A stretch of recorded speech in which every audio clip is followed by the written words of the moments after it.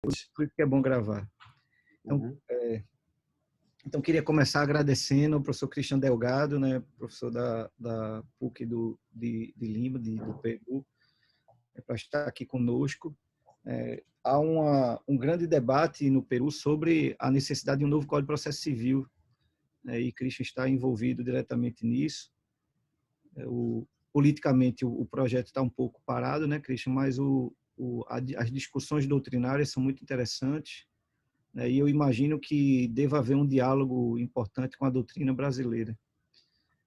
Então, eu convidei Christian para nos atualizar aqui, né? Nós sempre nos interessamos pelo direito europeu, pelo direito dos Estados Unidos, mas temos aqui do nosso lado, né, nossos vizinhos, companheiros que passam por problemas parecidos com os nossos, e têm preocupações parecidas, né, soluções que podem ser semelhantes. E a doutrina peruana vem construindo aí as bases para um novo processo civil no Peru. E ninguém melhor do que Cristian Delgado, né, que está envolvido bem nisso, para nos atualizar, debater conosco. Então, queria agradecer, Cristian, o aceite de estar aqui conosco, né, nesse nosso grupo de pesquisa. É um ponto importante para a gente, essa questão de direito estrangeiro, direito comparado, gera um intercâmbio mútuo para que nós possamos aprender e refletir sobre alguns detalhes que eventualmente não tenha nos escapado. Enfim, é isso. Então, queria renovar os agradecimentos e dizer que é uma satisfação tê-lo aqui. Estamos ansiosos para ouvi-lo. Bom, meu querido Léo, muito obrigado pelo convite, sobretudo pelo vínculo de amizade que nos une já há alguns anos, desde que você veio aqui para os encontros pelo Brasil do direito processual, que já tivemos e que espero consigamos retomar. Eu quero agradecer também a presença de todos, de todas. Só quem gosta de processo para ficar ouvindo alguém falar de processo uma sexta-feira, às 10 horas da manhã.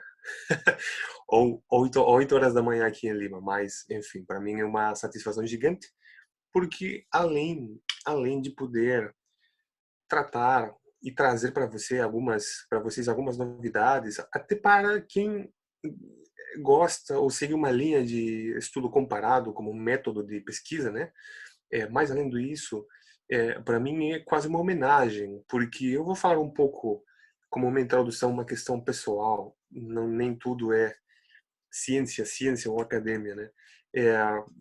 Eu no meu último ano da graduação eu sabia muito bem que eu queria me especializar em resolução de conflitos e processos. Tive a grande oportunidade de, no ano 2008, ter aqui em Lima as Jornadas Ibero-Americanas do Instituto Ibero-Americano, que coordena o professor Lourenço Burrosa, da Espanha.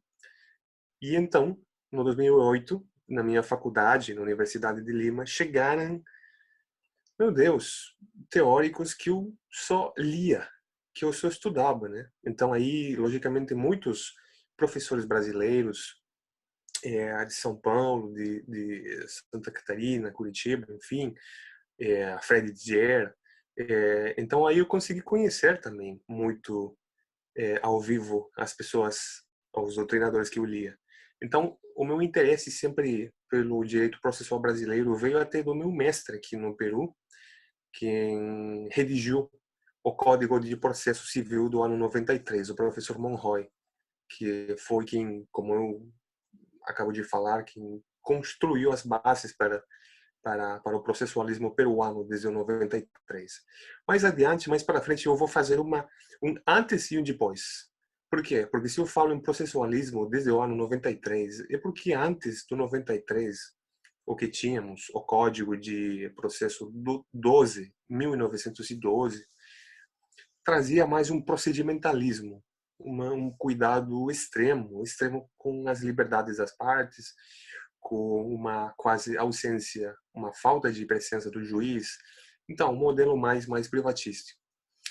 Mas voltando ao assunto, para mim é uma grande satisfação poder agora estar apresentando para vocês não só um contexto do processualismo peruano, mas também as tendências de reforma, os trabalhos de propostas normativas, em que muito teve a ver, muito, tanto o CPC já revogado do 73 do Brasil, assim também como aquele do 2015, o novo CPC, o famoso novo CPC. Porque quando chegamos mais ou menos ao ano 2016, aqui no Peru, começamos a ter essas propostas sérias de reforma. Não de uma reforma de alguns artigos no CPC, não.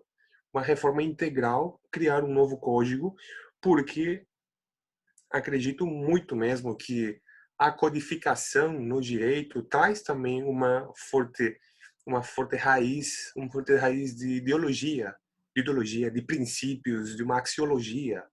É só ver ou estudar as normas fundamentais de qualquer código, o título preliminar de qualquer código, para poder já conhecer a genética, o ADN do modelo processual.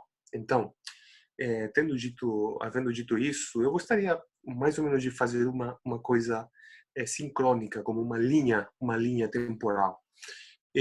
Para começar, o Peru foi colônia da Espanha, né, como tantos outros países da América Latina, e a nossa independência veio acontecer no ano 1821.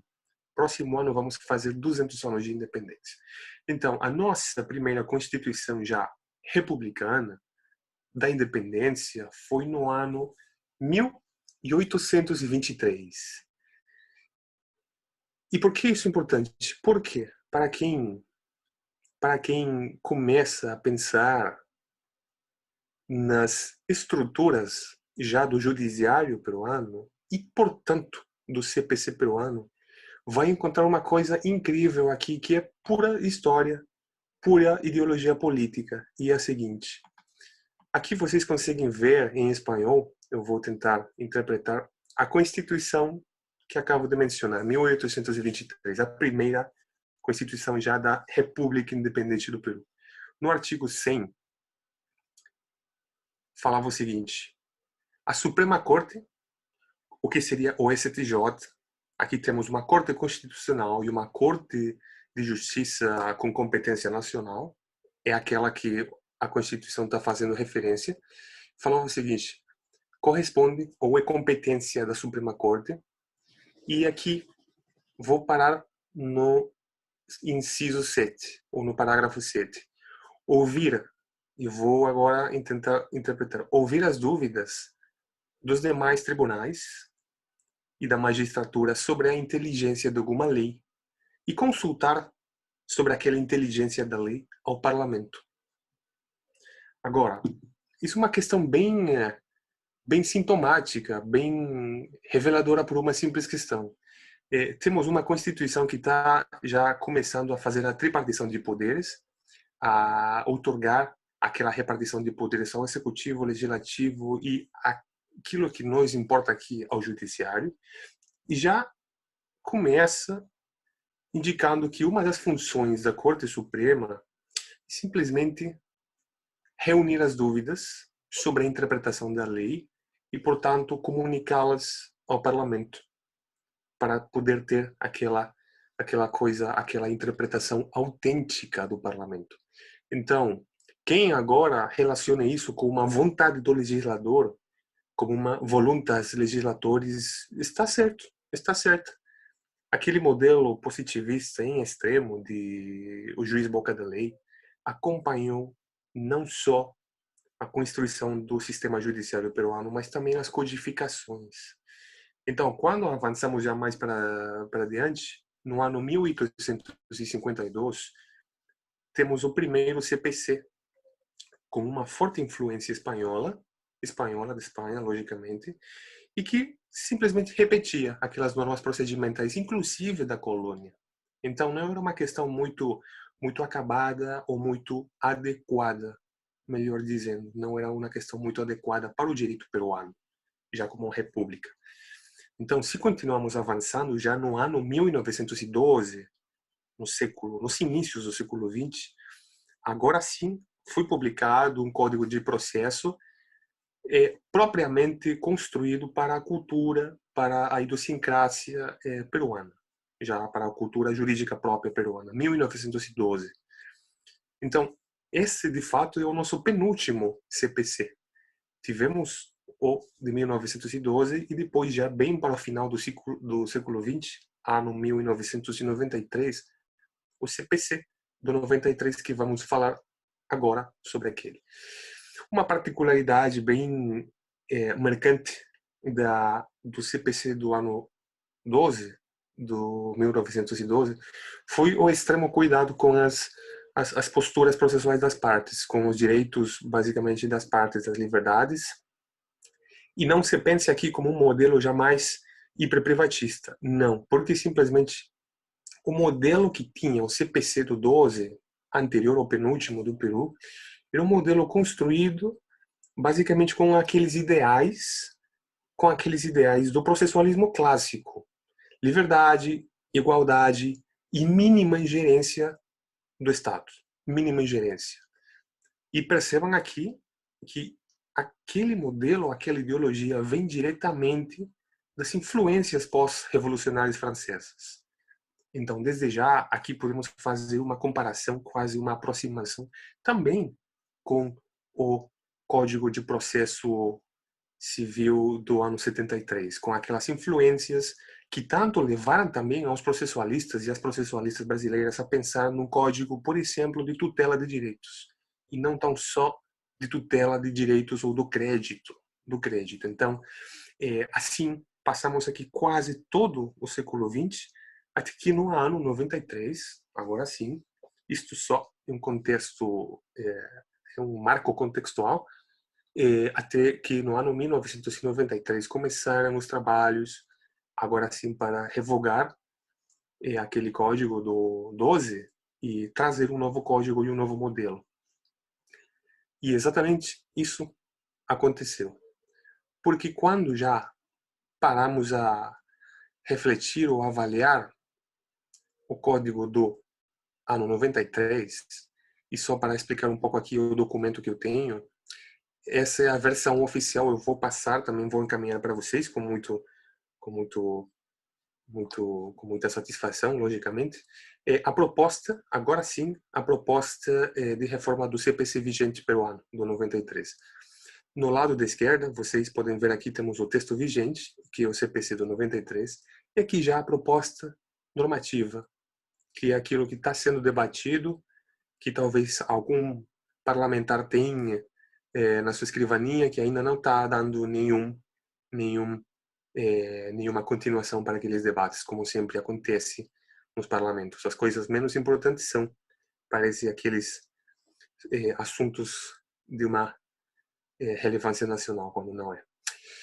No texto atual do CPC do 93, chegamos então, eu vou inclusive acrescentar mais um pouco, só para primeiro ter o texto vigente, chegamos a um momento em que aquele privatismo, aquela ausência, aquela falta de não só poder, e aqui eu quero tratar isso com muito cuidado, o processo não é nem sempre, nem necessariamente um instrumento de poder do Estado.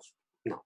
Não vamos discutir aqui sobre o publicismo e o privatismo, mas aqui temos no CPC vigente um modelo sincrético que traz o melhor do privatismo e também do publicismo.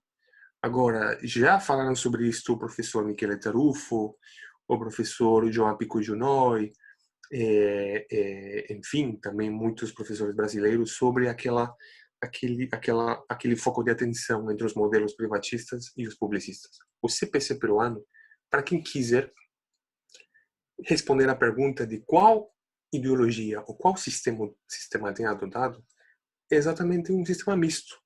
Porque temos, por exemplo, eu vou simplesmente passar as normas fundamentais do título preliminar, temos aqueles princípios ou direitos fundamentais processuais de cunho publicístico e também de cunho ou de conteúdo privatístico. O primeiro é o reconhecimento à tutela jurisdicional efetiva.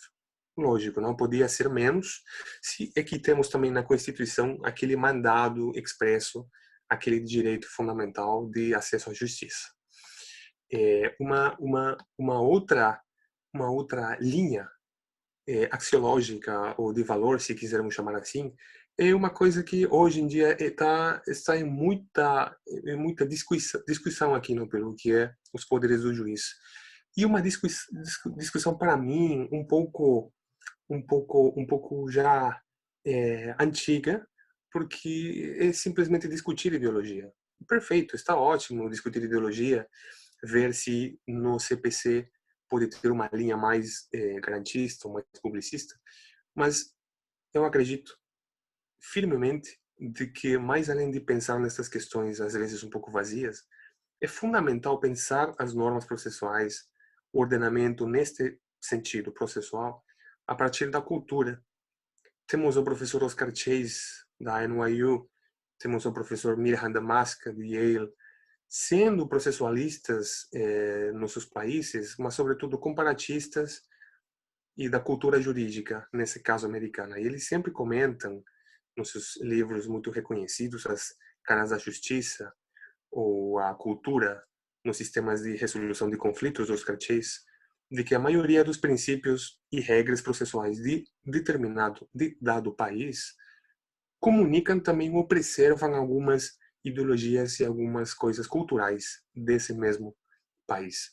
Então, com esses princípios fundamentais aqui no CPC peruano, temos então aquele perfil misto entre os poderes equilibrados do juiz com as liberdades das partes. Por exemplo, aqui temos no artigo 2 os princípios de direção e impulso de ofício do processo, como não pode ser, não pode ficar o processo simplesmente à livre vontade das partes, na sua continuação ou não, logicamente. O que quer o processo é exatamente o antiprocesso. O processo procura terminar ele mesmo para poder tutelar os direitos.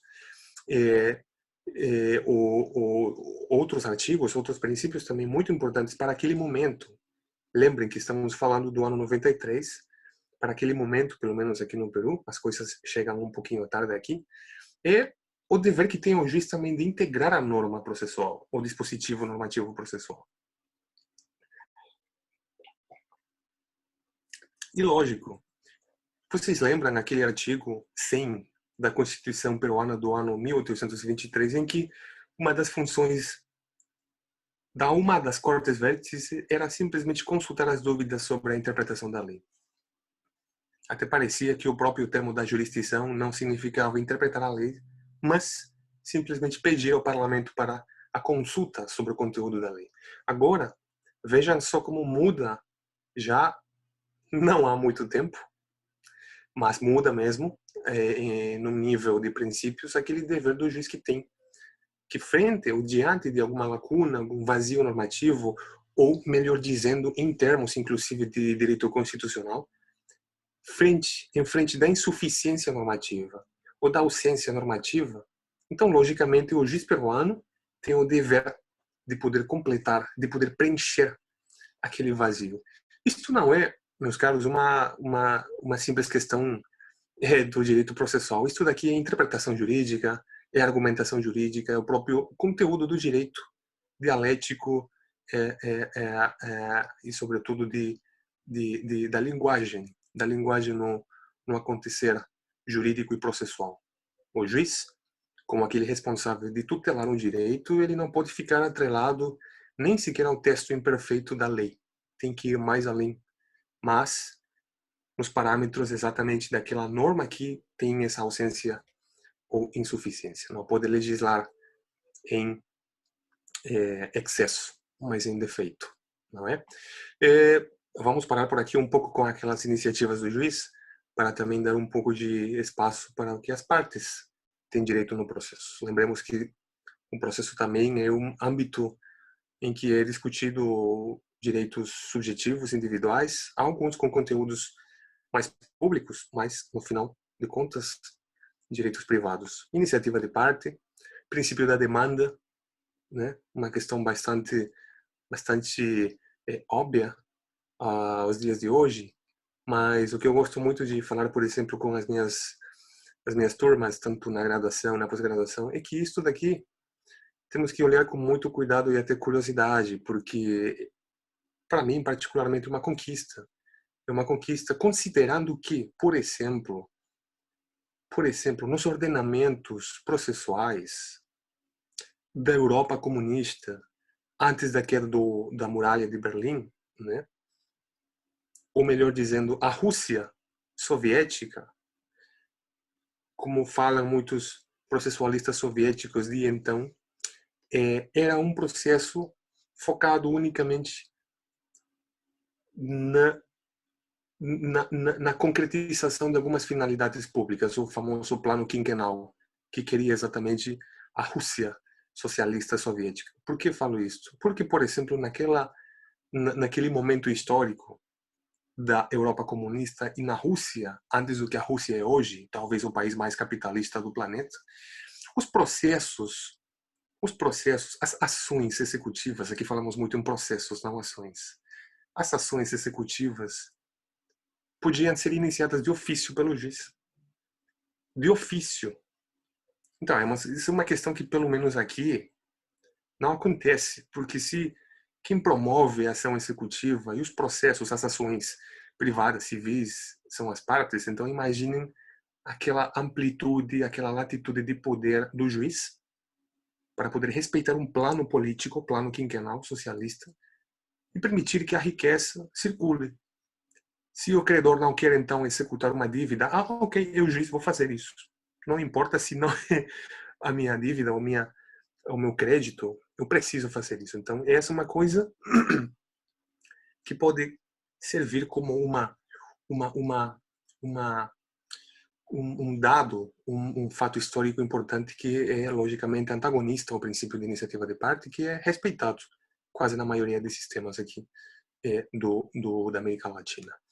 Os princípios também de concentração, de economia, isso para mim continua sendo uma questão, uma situação às vezes um pouco clichê, porque do desenvolvimento para quem estuda com mais detalhe o CPC peruano ou qualquer CPC vai encontrar também muitas regras que impedem ao juiz, impedem as partes dar aquela concentração, aquela eficiência do processo. Muito formalismo, pelo menos no Peru, e a ideia de aqui agora é poder fazer essa comparação, esse tertium comparationis. Temos muitas normas que impedem, que impossibilitam, exatamente pelo formalismo extremo, que o processo possa ser aquele processo imediato, concentrado e econômico, eficiente para as partes. Mas também, como já falava Alexi, princípios são mandados de otimização, são ideais, são promessas e desenham uma linha para continuar e para talvez construir ao juiz. Isso não quer dizer que os princípios, ou pelo menos o CPC peruano, seja bem aplicado.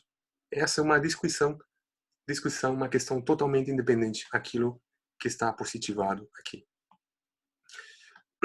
O princípio de igualdade processal, ou como falamos aqui, de socialização do processo, um nome por demais romântico ou lírico em excesso, o que procura esse princípio e que é imposto ao juiz como dever é simplesmente evitar aqueles desequilíbrios por algumas questões que são independentes ao litígio, questões de religião, opinião política, idioma, condição social, política, enfim. Fato interessante, que mais adiante, quando consigamos ver aqui já a proposta de reforma, isso muda completamente 180 graus, porque agora aquela socialização do processo, aquela igualdade substancial do processo contemporâneo, pelo menos aqui, tem levado ao juiz e as normas a cuidar dos setores minoritários e menos protegidos. Então vejam só como se passa da igualdade formal estrita, ninguém pode ser diferenciado nem discriminado por algumas questões, ok? E agora também um modelo mais aberto e de igualdade substancial para que o processo possa se adequar àqueles que não são iguais, sem saber o que é igual ou não. Então é uma questão mais democrática, pelo menos nas propostas. E outro princípio que é melhor que, em lugar de conhecer o processo peruano com algumas regras isoladas e com os princípios. É exatamente o Iura Novit Curia também. Isso, teoricamente, é muito atraente de ouvir, mas na prática forense, tem criado muitos problemas, sobretudo com os limites do Iura Novit Curia e da invasão do juiz. Não só já nas questões do direito, que tem que reconduzi-las, porque o juiz é perito de peritos jurídicos, mas também tem permitido que alguns juízes já mais ativistas ou mais amigos passem a ver o pedido, a causa de pedir, o petitum que vem na ação, que vem na demanda. Certamente aí já não tem a ver nada com o enquadramento jurídico que o juiz pode fazer. Porque no momento em que trata o juiz os fatos, que os reconduz, que omite alguns fatos e, portanto, também consegue variar a pretensão, o juiz deixou de ser parcial. O juiz deixou de ser imparcial, melhor dizendo, e aí já estaria aplicando um conhecimento privado e o juiz está vedado disso.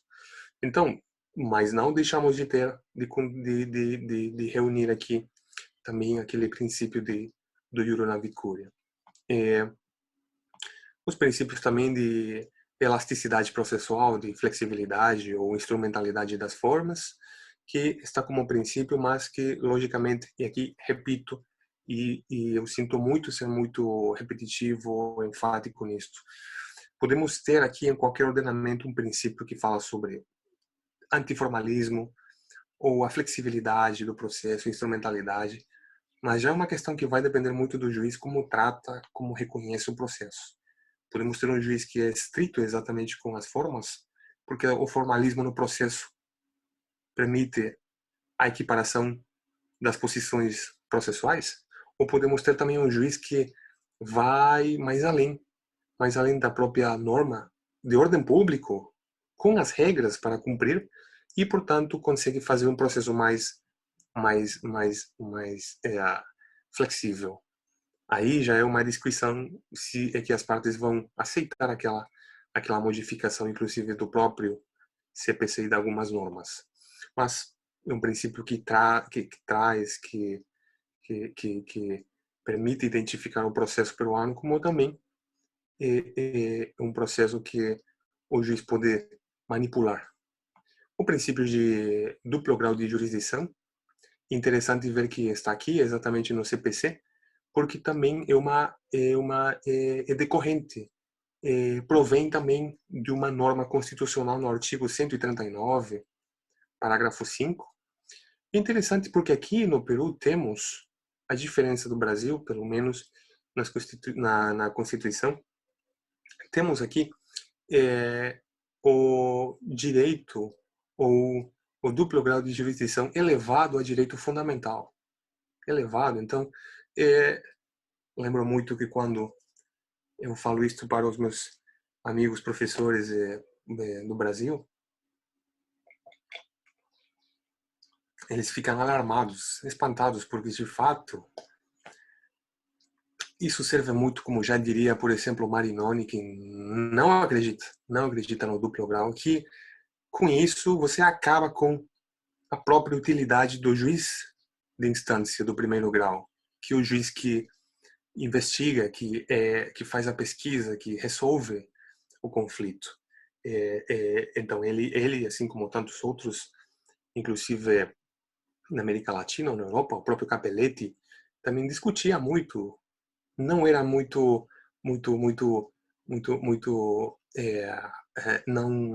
não sentia nenhuma simpatia exatamente pelo duplo grau de jurisdição.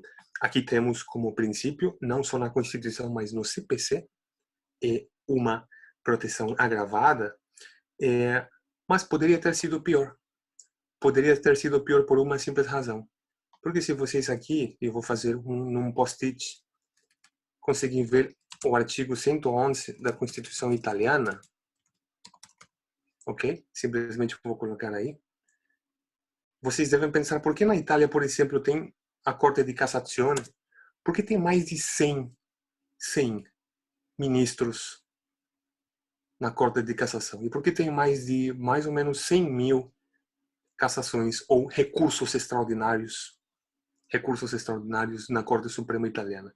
Exatamente porque eles têm elevado no nível constitucional o acesso à Corte Suprema. Então vejam só como temos aqui, desde o extremo menor, não quero dizer menor proteção, mas pelo menos de positivação, o Brasil que não tem exatamente positivado o duplo grau de jurisdição, o Peru que tem, tanto na Constituição como no CPC, ok, até duplo grau de jurisdição, recurso extraordinário ou acesso às Cortes Supremas não é mais um nível de jurisdição. E temos do outro lado extremo, já quase fundamentalista, o Talibã, a Constituição italiana, em que eleva a direito fundamental poder litigar ou poder tutelar um direito perante a Corte Suprema. Virou direito fundamental, não pode ser restringido, então vamos lotar a Corte de Cassação italiana com cassações ou com recursos extraordinários. Então, essa também é a gravidade de poder tornar irrestrito ou muito rígido, ou positivar muito um direito que talvez não tem necessariamente um conteúdo de duplo grau, como é poder acessar a uma Corte Suprema. Então, vejam só que até esse ponto, desde normas fundamentais, é o que temos aqui, pelo menos no CPC vigente do Peru. Com isto, eu quero colocar um ponto à parte na minha breve e espero que não entediante fala, para poder chegar então ao ponto de quebra ou de uma mudança paradigmática, porque desde o ano 93 até pelo menos agora e quem sabe mais adiante, o processo civil e as normas e a cultura do litígio de um país sempre está em contínua mudança, sempre. Agora já temos inclusive discussões sobre não mais um processo físico, mas sobre um processo virtualizado, um processo online. Já temos muitos escritos, muitos textos que falam do acesso à justiça digital, por exemplo. Então, as mudanças, pelo menos aqui no processo, são necessárias. Considerando isso, o ano 2016, vamos agora ver tão só a parte das propostas, o ano 2016, o Ministério de Justiça, percebam aqui que essa proposta leva aqui o logotipo do Ministério de Justiça e Direitos Humanos do Peru, com a iniciativa legislativa que tem, como todo ministério, reuniram a 12 professores para poder pensar numa reforma do CPC. Esse foi a primeira tentativa séria de poder reformar integralmente o CPC. Não reformas isoladas, não reformas por capítulos do CPC, mas completamente. Percebam só que interessante que no ano 93 nós tínhamos um modelo novo processual, saindo do modelo anterior, e o Brasil no 94, com as reformas, como muitos também processualistas brasileiros falando de uma reforma de tutela de direitos, já introduziram coisas que nós nem temos no CPC vigente, um ano antes da reforma do 94. Medidas de execução atípicas para obrigações de fazer e não fazer. Aqui é uma coisa muito complicada de poder levar para frente aquelas ações executivas, a atuação das sentenças condenatórias com o mandado de fazer ou não fazer. E no 93 começamos de uma forma errada, porque deixamos de oferecer as regras para as execuções dessas obrigações. E vocês já no 94 mudaram por completo, porque introduziram a antecipação da tutela, o artigo 273 ou 461, que foi revolucionário. E me desculpem, aqui não estou fazendo uma publicidade enganosa nem nada, mas como alguém que estuda também o direito processual brasileiro, Isso para mim foi um avanço necessário e muito mais muito em vanguarda, muito avançado para o ano, para o tempo em que vocês tinham feito isso. Só para uma questão de curiosidade, a minha primeira dissertação de mestrado foi sobre ação inibitória e uma tentativa de poder introduzir exatamente aquele regime de proteção de direitos extrapatrimoniais no Peru, porque não temos nenhuma cultura legal sobre isso, nenhuma normativa adequada. No ano 2016, começou a se pensar numa reforma. O que precisa de ser reformado no CPC peruano? Como poderíamos melhorar? Como poderíamos atualizar o CPC do 93?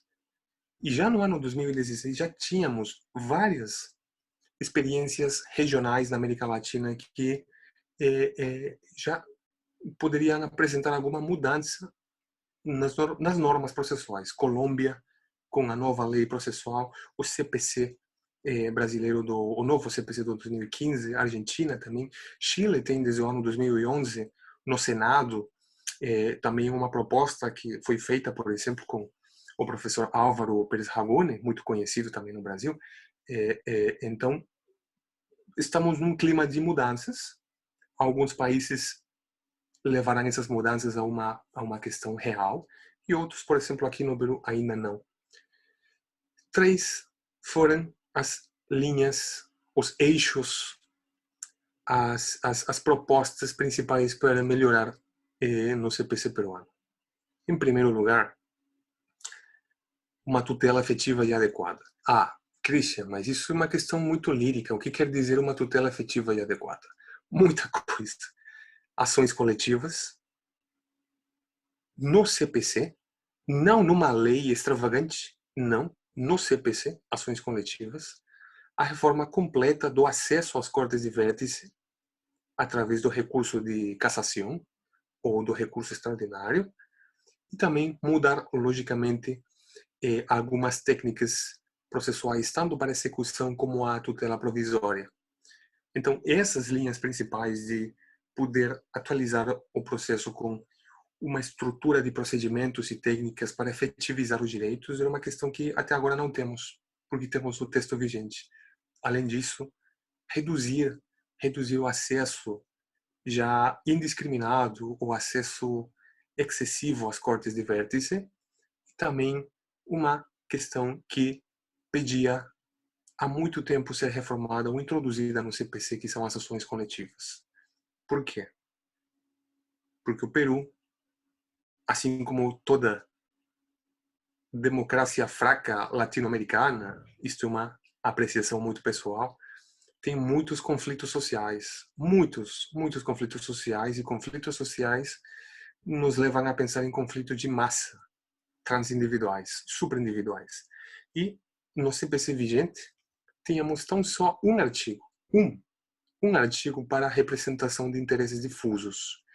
Ninguém faz nada, absolutamente nada, com um artigo para poder disciplinar as ações coletivas. Então, já desde o começo, agora sim, e com isto eu vou um pouco ingressando à parte final, ao epílogo, já de início, a princípio, nas normas fundamentais, agora sim, da proposta, da reforma que tem sido pensada e está sendo debatida,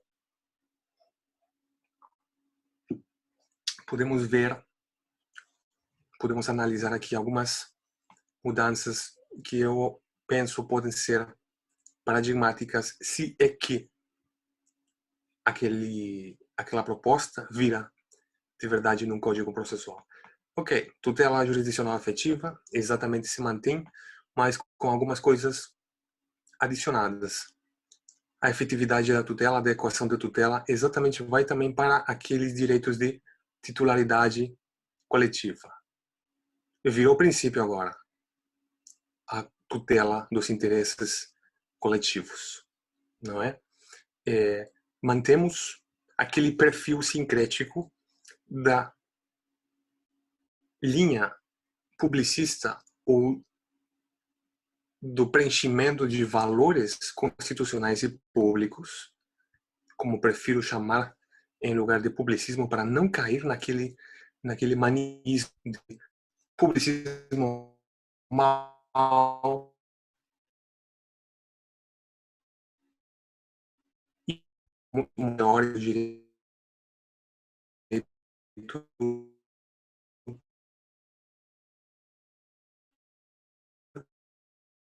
a liberdade do processo fundamental nova e como uma questão lógica podemos ter que adotamos uma teoria da tutela dos direitos. Agora, da valência, satisfação dos direitos materiais. Não, tem muitos parlamentares falando que não pode se pensar num procedimento para evitar danos, porque poderia ser pensado como censura. Como censura. Imaginem vocês, alguma empresa do mass media, meios de um direito de imagem, de honor, de honra. Então, mais além de ter um capítulo sobre a ação inibitória atípica, as discussões no debate ou na exposição exatamente daquela proposta não conseguiu ver a luz, porque muitos parlamentares, isto está em YouTube, muitos parlamentares falaram, não, isso vai levar à censura. Então, vejam só, e exatamente por isso não existe, não temos, bom, o novo CPC brasileiro não tem um capítulo, um procedimento atípico geral para a ação inibitória. Acredito que não era necessário, se é que vocês têm o 461 ou tinham o 461 e também a antecipação da tutela. Mas é interessante ver exatamente esses debates. Por que falo isto? Porque estava fazendo referência, estava relatando para vocês que já sob uma questão valorativa, axiológica, o juiz, então, aqui é um juiz que satisfaz direitos materiais, um juiz de tutela de direitos. Para nós, que, como eu repito, não pretendo ser crítico do meu ordenamento processual, mas eu devo reconhecer, todo o século passado e até agora, as nossas normas processuais foram construídas, pensadas com aquela ideologia da justa composição da lide carnelutiana, do início do século XX. O juiz primeiro resolve o conflito, segundo resolve o conflito, e só isso. Não importa se conseguir dar uma satisfação mais além do processo, extra processo.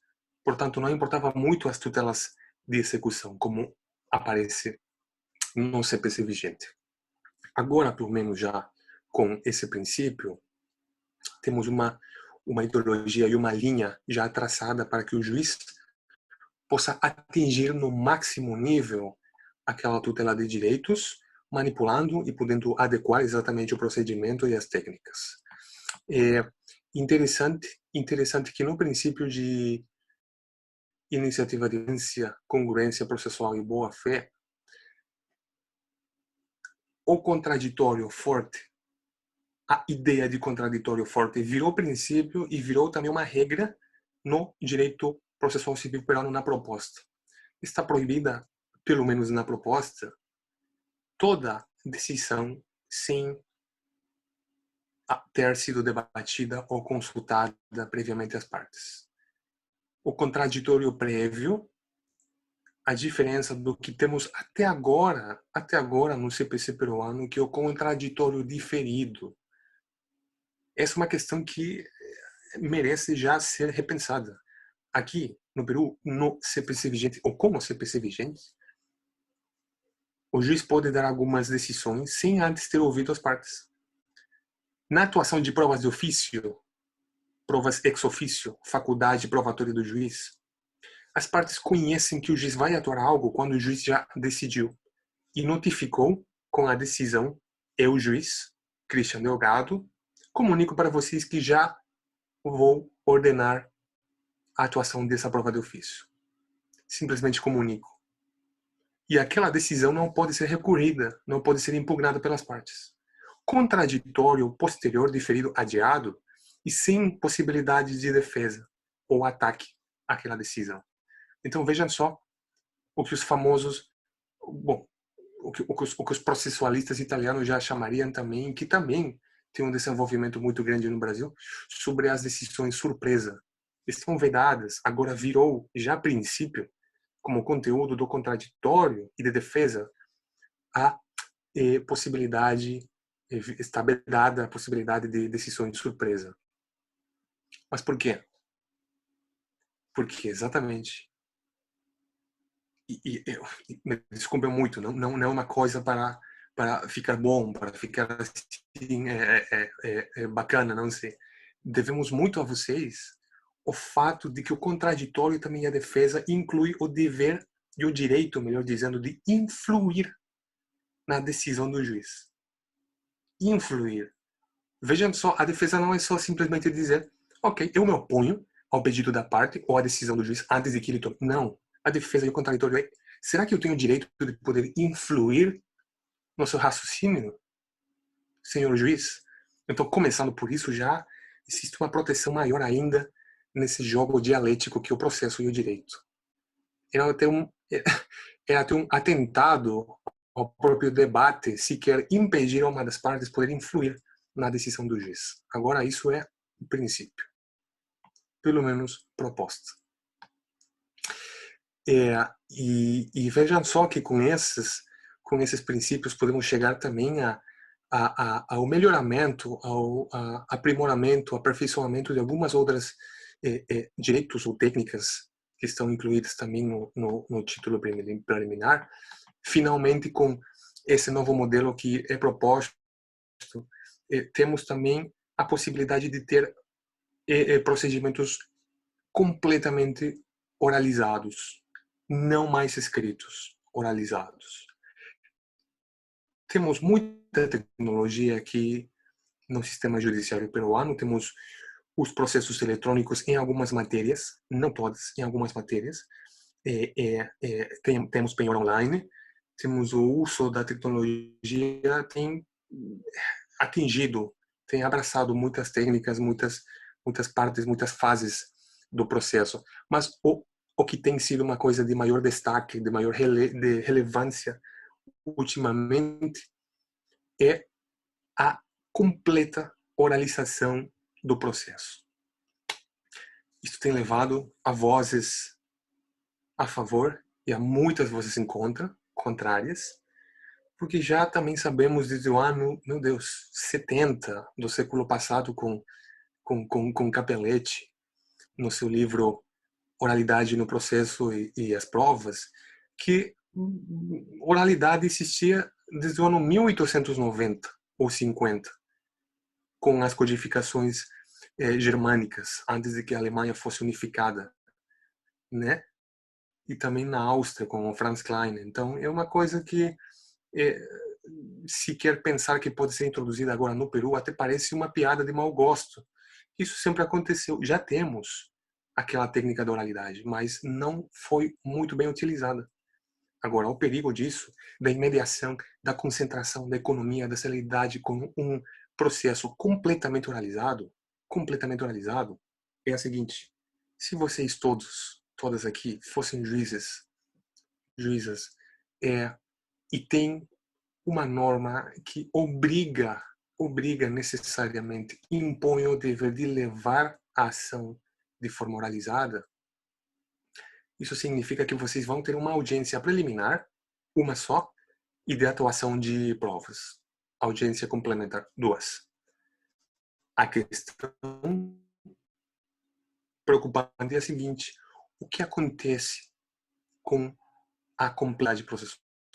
Será que para o juiz são suficientes 2 audiências para simplesmente poder dar uma tutela adequada a uma causa, uma ação que pode ser altamente complexa? Aqui no CPC peruano, nem na proposta, não existe uma linha sobre o que é complexidade processual para que o juiz possa organizar o processo. Isto é case management. Temos aqui que dialogar muito com os Estados Unidos e com as codificações do Common Law para também ver como o juiz administra o processo. Ok, o juiz tutela direitos, sabe direito, conhece, mas também pode fazer algo a mais para que seja efetivo. O case management. Como vamos impor o dever ao juiz de que consiga gestionar, de que consiga administrar essa complexidade se não falamos o que é uma ação complexa. Multipartes, ações ou direitos coletivos, quantia ou quantum do pedido, o que é uma complexidade? Conhecimento muito científico. Será que o juiz necessariamente tem que ir para a oralidade, para um procedimento oralizado, inclusive se tem uma ação muito complexa?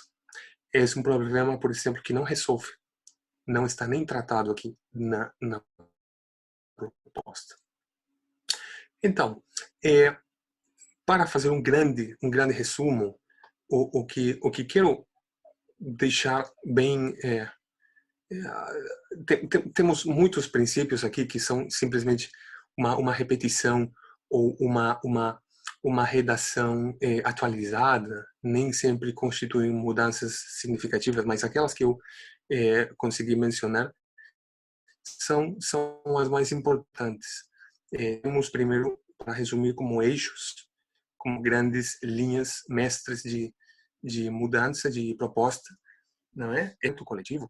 O último capítulo do CPC trata sobre isso e temos mais de 30 artigos sobre ação coletiva. E vejam só, no grupo de reforma que foi formado pelo Ministério de Justiça, tivemos a oportunidade de convidar a professores estrangeiros para que eles possam nos ajudar a avaliar e poder trabalhar em conjunto com a proposta que os professores peruanos estavam fazendo. Tivemos a grande honra de ter o professor Fred na proposta das ações coletivas peruanas. E ficou muito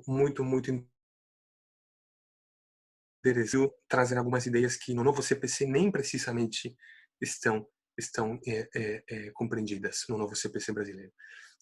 A parte também dos precedentes das Cortes Supremas, conseguimos também ter a ajuda, a colaboração, a participação do professor Marinoni, muitos professores espanhóis também. Então foi uma democratização aberta não só dentro do país, mas fora também, recebendo ideias dos professores dos países que servem como fonte de inspiração para nós os peruanos aqui. Brasil, Espanha, chamamos a professores italianos para fazer essa proposta. Os principais eixos, repito, e com isto já quero finalizar, para poder, sobretudo, ouvir vocês e poder comentar a respeito, a introdução das ações coletivas, a redução ou a disciplina do acesso às cortes de vértice, à Corte Suprema Peruana, e também a introdução tanto de técnicas como de procedimentos para a efetiva tutela dos direitos. E falo de todo tipo de direitos, patrimoniais, não patrimoniais, e de todo tipo de prestações. Fazer, não fazer, que não tenham um conteúdo de crédito. Foram melhoradas muitas coisas, a tutela provisória. Adotamos um modelo brasileiro, porque o que temos aqui até agora é o gênero tutela cautelar e as espécies cautelar, asseguramento estricto sensu e antecipação. Isto é Calamandrei falando nos provedimentos cautelares. O gênero é o asseguramento cautelar e do asseguramento vem o asseguramento, uma repetição estricto sensu e uma antecipação. Não. Aqui a mudança proposta que abraça o novo CPC peruano passa exatamente por ter como gênero a tutela provisória, como está no novo CPC. Atenção, isto é o texto vigente. Processo cautelar, meu Deus, até na terminologia, processo. Isto é um procedimento, ou quando muito uma técnica. Mas, enfim, temos como processo cautelar. E já na reforma, na proposta, também nos inspiramos muito no novo, considerando as funções de asseguramento e da antecipação. E antecipação por evidência e por urgência. Isso é um desenvolvimento, é um made in Brazil, que está no novo CPC aqui do projeto peruano. E, logicamente, isso é poder demonstrar ou apresentar a tutela provisória como sempre foi, seja para cautelar, assegurar ou para antecipar, mas chamado bem como tutela provisória. Então, isso está dentro daquele grande marco de mudanças, tanto de procedimentos como de técnicas para a tutela dos direitos, a tutela processual dos direitos. O que temos até o dia de hoje, o que tem acontecido depois do 2018, em que foi apresentada essa proposta, foi levada para o Congresso, não foi ainda discutida, porque depois dessa proposta do Ministério de Justiça, chegaram as propostas do Poder Judiciário e chegaram as propostas de partidos políticos do Parlamento. E vejam só que interessante que todas essas propostas posteriores àquela que temos visto agora quase repetem a proposta do Ministério de Justiça.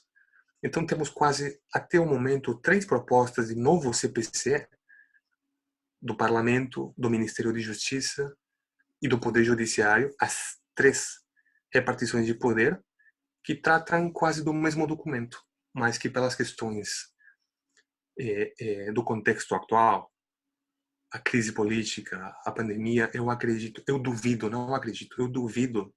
que um debate sobre um novo CPC agora seja uma coisa oportuna ou necessária.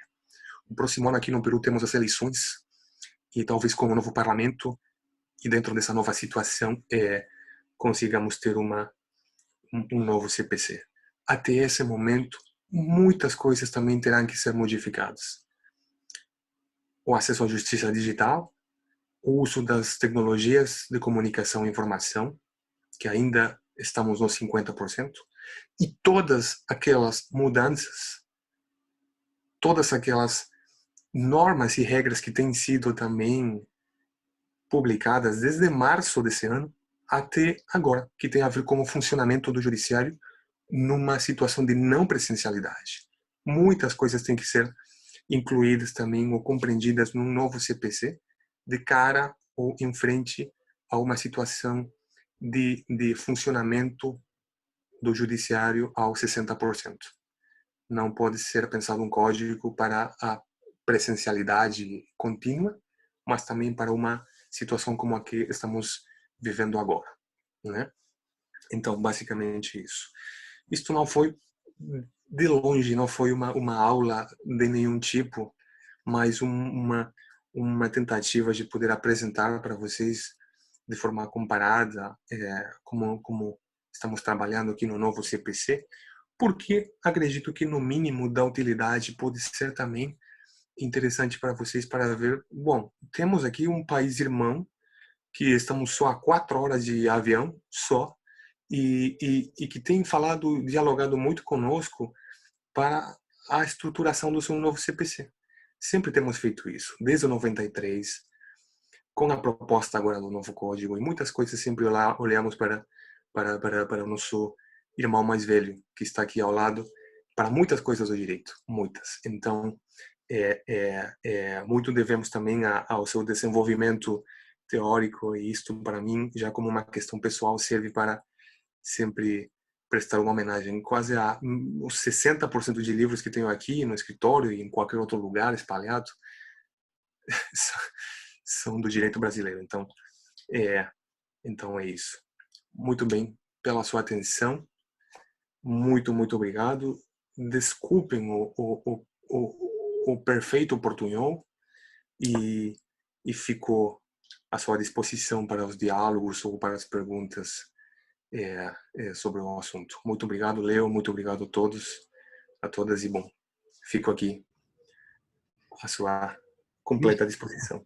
Muito obrigado pela sua exposição, foi muito boa. Eu, como eu tinha anunciado antes, precisei sair um pouquinho, mas perdi muito pouco, já resgatei aqui, já percebi qual foi o conteúdo todo de sua fala e foi muito proveitosa. Queria, antes de prosseguir, registrar a presença de Tuani Custódio e de Mirna Brito, que nos prestigiam hoje aqui. Satisfação tê-los na nossa audiência, que deixa ela mais qualificada ainda.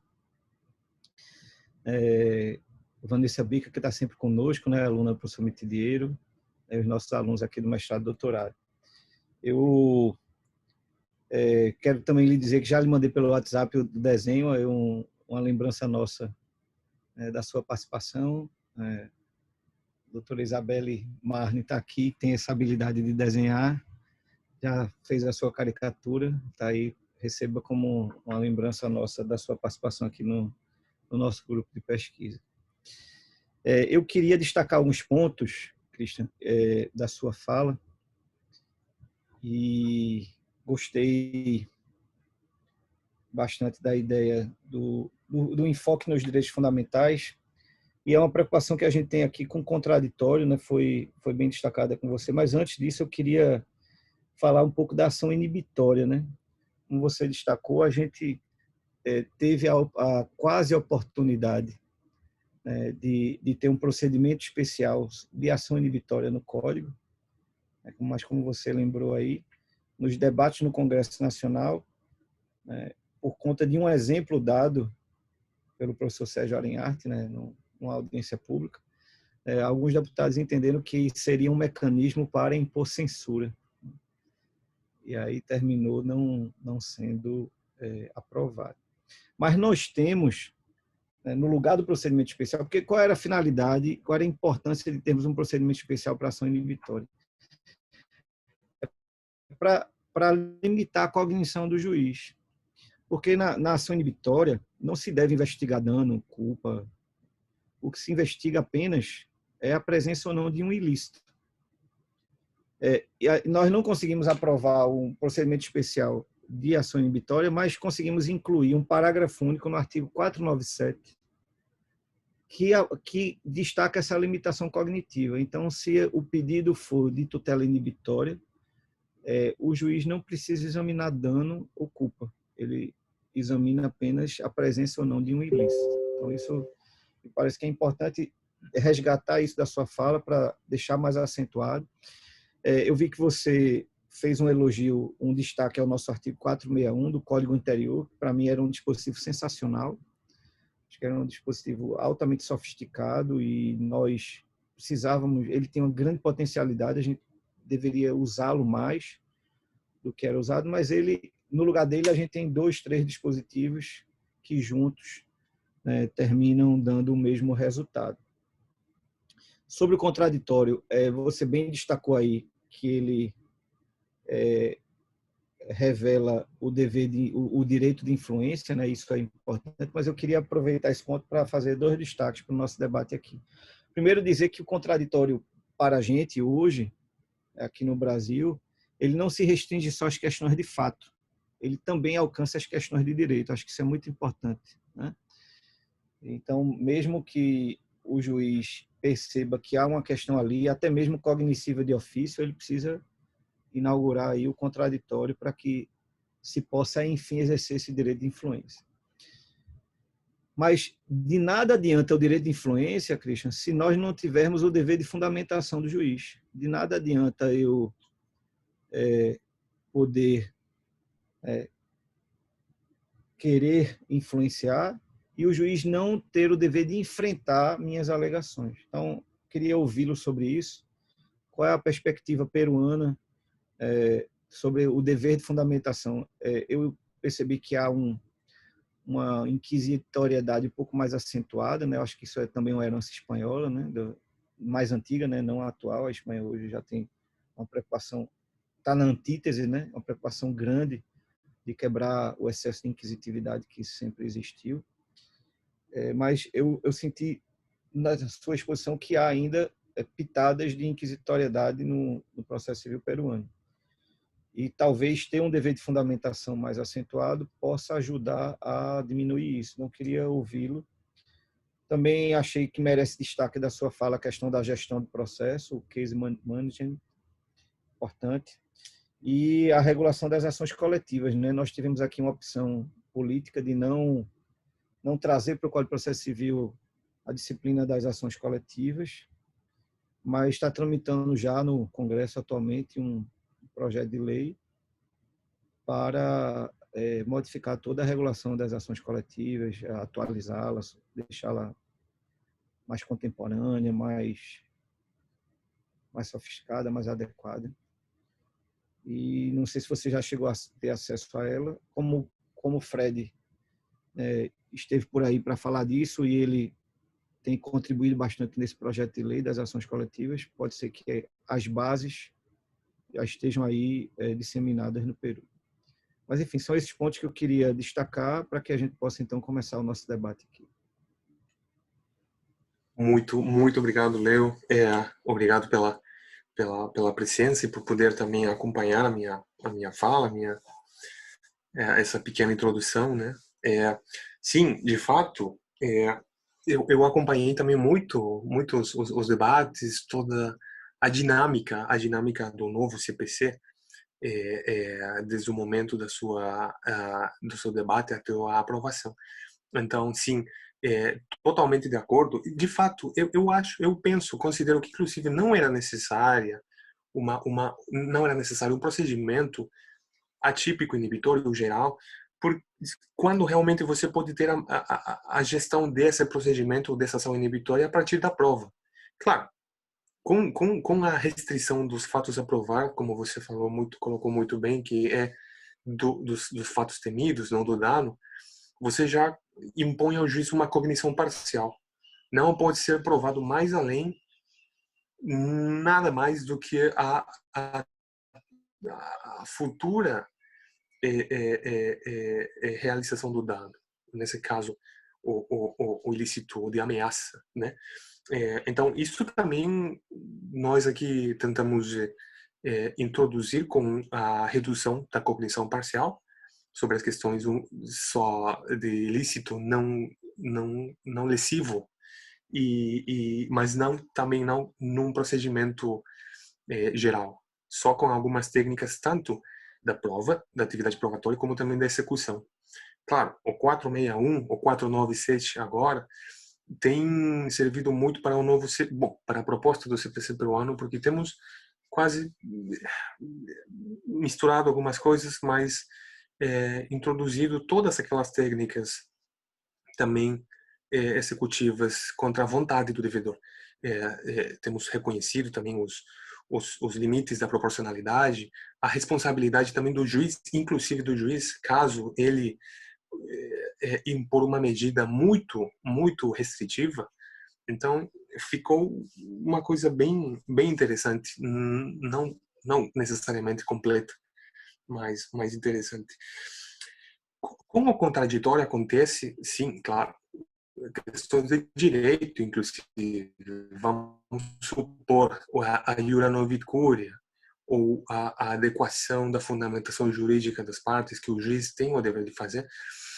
O contraditório aqui não precisamente vai ter as questões de direito, sobretudo dos fatos, mas considero que é uma contradição, porque se bem temos aquelas normas que dizem não, contraditório para questões de fatos, no artigo de motivação da sentença, e aí entra diretamente a fundamentação que você também colocou, muito importante, na motivação de sentença, o juiz deve responder e, portanto, fundamentar todos os pedidos, as alegações de fato e essas alegações de direito. E também, inclusive, tem o dever, como requisito de validez na sentença, de poder, inclusive, se expressar sobre aquelas provas que não lhe produziram convicção. Então, com isso, você já tem assegurado que o juiz vai necessariamente se manifestar sobre aquilo que lhe produziu convicção ou um nível de probabilidade, mas também vai comunicar por que o resto de meios probatórios, de documentos, ou enfim, não foram suficientes para produzir uma convicção e dar uma, uma, uma, um resultado favorável para qualquer das partes. Esse novo dever ou standard de motivação e fundamentação, aqui no novo CPC tem um artigo que, como eu acabo de mencionar, enumera, tem uma lista, uma série de requisitos ou do conteúdo da sentença. E nesse conteúdo da sentença, exatamente está a necessidade de poder se expressar, contestar todas essas questões trazidas pelas partes. Não pode deixar de se expressar de nada. O único âmbito interessante, vejam só como tudo é construído a partir de uma ideologia. O único âmbito aqui no Peru de resolução de conflitos em que quem decide pode minimamente motivar, é na arbitragem. Na arbitragem, exato, na arbitragem, aqui no Peru, temos muita arbitragem, pública e privada, sobretudo privada. A lei de arbitragem impõe o dever mínimo, uma simples motivação mínima ao tribunal arbitral para poder declarar procedente ou improcedente a ação.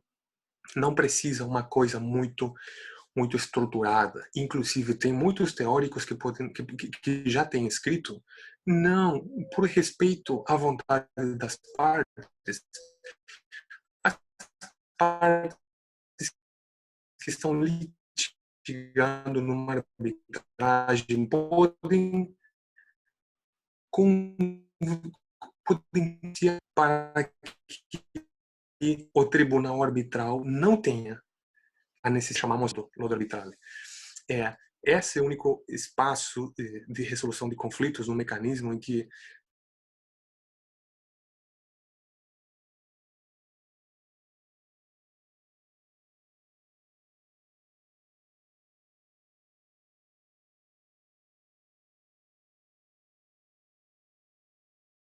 como conteúdo aquilo que o juiz deve expressar na sentença. Atender todos os fundamentos de fato e de direito e se expressar também sobre as provas que ele produziram convicção e fundamentar por que não adotou ou não lhe produziram convicção as outras provas. Isso vai servir, logicamente, também para a impugnação. Como falamos aqui, já em muitos textos sobre a motivação das sentenças, o juiz não pode deixar de responder absolutamente tudo o que as partes trazeram. Por quê? Porque isso serve para um auditório interno e serve para um auditório exterior. Então, está como regra. Está como regra. E, finalmente, para não deixar nada no ar, sobre as ações coletivas, sei que tem um projeto para poder também ter uma lei mais específica sobre as ações coletivas, porque vocês têm muitas ações extravagantes que conformam aquele núcleo de ações coletivas, o Código do Consumo, a Lei da Ação Civil Pública, do Mandado de Segurança. Então, aqui, o que temos tentado é para não espalhar tanto esse espaço, esse âmbito de tutela, simplesmente ter num capítulo do Código de Processo. Interessante que até há alguns anos, muitos constitucionalistas brasileiros também pensavam na possibilidade, falando em codificação, não é, de publicar um Código de Processo Constitucional. Será que é necessário? É uma questão que pode ser, inclusive, pensada para tantos eventos. Ou a Associação Brasileira de Direito Processual Constitucional já teve alguns eventos também sobre isso, porque, exatamente, a codificação traz uma ideologia, um fundamento, uma axiologia. Vocês têm ações constitucionais em leis extravagantes, sim. Aqui tínhamos isso. O 2005 acabou isso e tudo foi reunido concentrado num código de processo constitucional. Então, mas esse projeto de uma nova ação coletiva não chegou aqui a ser conhecido porque, como eu falei, Leo, esse projeto de reforma aqui foi desde o ano 2016 até o 2018. Tínhamos como fonte de inspiração unicamente o novo CPC, mas essa proposta não, acho que ainda não tinha nem sequer acontecido. Mas enfim, eu vou dar mais uma revisão àquela nova lei. Se você puder me indicar exatamente o link ou se tem alguma informação, eu ficaria grato. Mas é isso que Eu mando para você o projeto e Fred divulgou umas anotações dele. Eu mando agora mesmo terminar esse nosso evento aqui. Eu estou vendo aí o Pedro também. Pois é, queria registrar a presença do nosso Pedro Henrique Nogueira, professor da Universidade Federal de Alagoas, presidente da Associação Norte-Nordeste de Professores de Processo e autor do livro Negócios Jurídicos Processuais, que tem uma tradução espanhola publicada no Peru, né? Então pode-se dizer que é um autor peruano, né? Estamos aqui com um autor peruano. Exato. Negócios processuais que foram retirados da proposta que foi publicada. E exatamente... Era isso que eu ia perguntar, como é que ficaram a questão dos negócios aí no Peru, né? A mesma questão que acho que aconteceu no Brasil. Tudo bem, tudo perfeito, como permitir às partes as convenções, negócios, perfeito. Vai ter nem sequer mínimo de controle do juiz sobre esse acordo, sobre esse negócio. Então aí, quando a gente começou a debater isso, a discutir no grupo, vários professores, num minimalismo, disseram: mas para que você coloca a faculdade, o direito das partes de poder chegado? Se por último sempre vai ser avaliado e controlado pelo juiz. Então, onde é que fica assim a liberdade, essa amplitude de poder ou do direito das partes, se no final o juiz pode homologar ou não aquele acordo? Não, mas isso é andar com os olhos fechados, né? E pensar, não, melhor não introduzir os acordos processuais porque pode no final não ser aprovado pelo juiz. Ok, mas se for aprovado, não serviu? Então por que não deixar?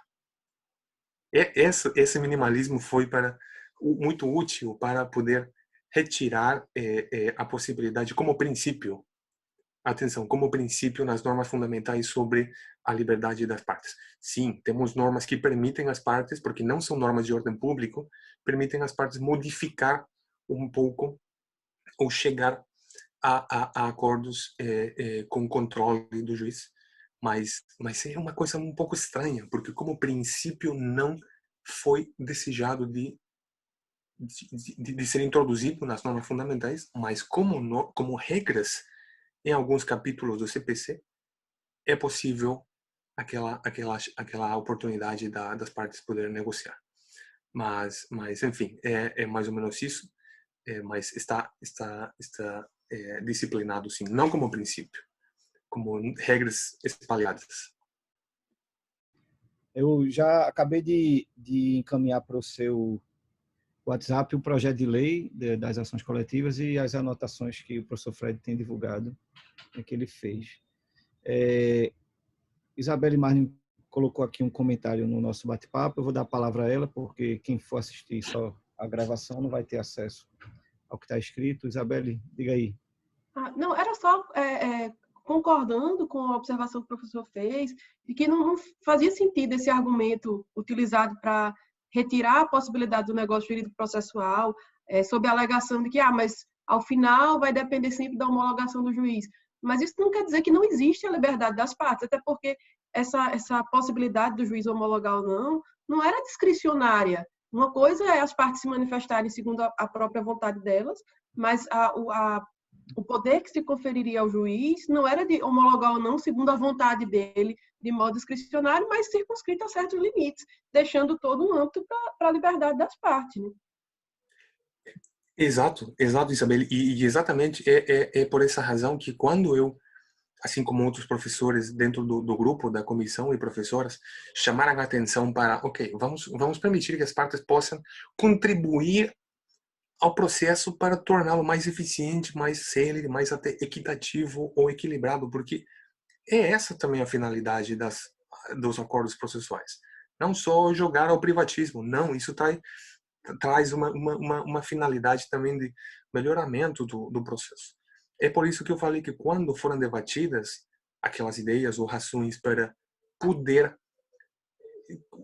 fazê-lo ou torná-lo um princípio, porque é importante não só como iniciativa de parte, mas como a liberdade contratual das partes no processo, aconteceu um reducionismo, um minimalismo argumentativo exatamente nessa linha. Se o juiz vai controlar, para que permitir isso às partes? Então, aí, certamente, todos vocês, todas vão coincidir no fato de que exatamente para que funcione isso, deve ter um espaço intangível das partes, para que simplesmente comuniquem ao juiz, olha, é o nosso direito disponível dentro do processo, direitos processuais disponíveis, então, olha, não quero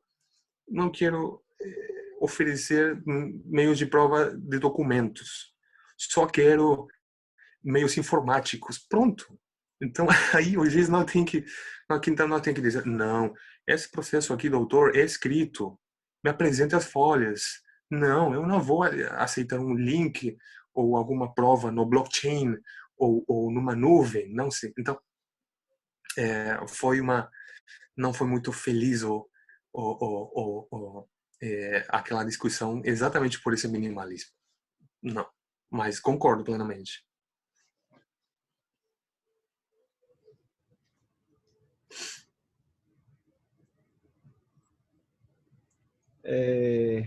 Rafa, você quer falar alguma coisa? Eu ia provocá-lo, porque o professor Christian falou alguma coisa de blockchain, de processo eletrônico, eu sei que você gosta disso, mas também estou sendo indiscreto aqui, tem uma mensagem sua para mim, vamos socializá-la. Diga aí o que é que você quer falar. Professor Christian, parabéns. A palestra foi didática, excelente, mas assim me chamou a atenção a franqueza, a maturidade de poder criticar o que o senhor produziu também. Eu acho que isso é o que enriquece o debate acadêmico em certos níveis. Queria muito ouvir sobre Quero ainda, sobre as novas tecnologias no processo e se tem algum artigo sobre isso. Para mim é interessante, então eu vou dividir minha participação em duas perguntas, se me permite a autoridade, professor. Estou explorando aqui.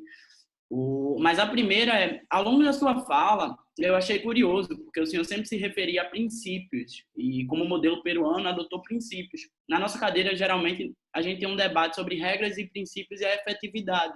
E a conclusão que me parece é que, em termos práticos, princípios não são tão eficientes.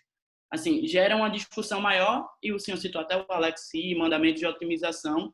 Me parece, e aí eu posso estar redondamente enganado, mas queria ouvir o senhor sobre isso, que a opção por princípios foi uma opção estratégica de aprovação do texto. E aí, se foi isso, gostaria de entender. Se não, assim, não sei como funcionam os juízes na corte peruana sobre a aplicação de princípios. Aqui eu percebo que há uma discussão grande sobre princípios. É muito mais rápido quando a gente tem uma regra específica, inclusive com uma sanção para o descumprimento dela. Queria ouvir o senhor sobre isso. E depois, se quiser falar sobre algum artigo sobre novas tecnologias e processos, blockchain, e como as novas provas são valoradas no sistema peruano, ficaria agradecidíssimo. E, mais uma vez, parabéns. Obrigado, professor Leonardo, por trazer esse debate de qualidade. Muito obrigado, Rafael, pela pergunta, pelo teu comentário também. Para mim é muito satisfatório aqui. Eu aprendo também muito de vocês com as respostas que eu posso tentar dar. Completamente de acordo. A fala, um discurso sobre os princípios, vamos combinar que pode ser muito abstrato, muito estratégico, como você falou, porque me permitam ser mais direto. Se escuta muito bem. Vende muito bem poder levar um sistema normativo com princípios, exato.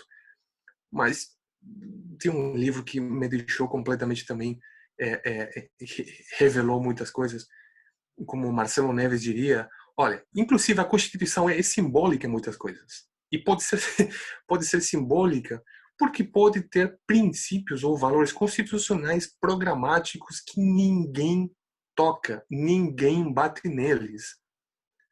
Então, já também tem uma cultura jurídica muito profícua sobre constitucional e efetividade das normas fundamentais no Brasil, professor Ingo, enfim, e eu diria o seguinte: princípios são exatamente aqueles ideais, aquelas coisas paradigmáticas que o juiz pode utilizar para poder contribuir, talvez, à sua decisão.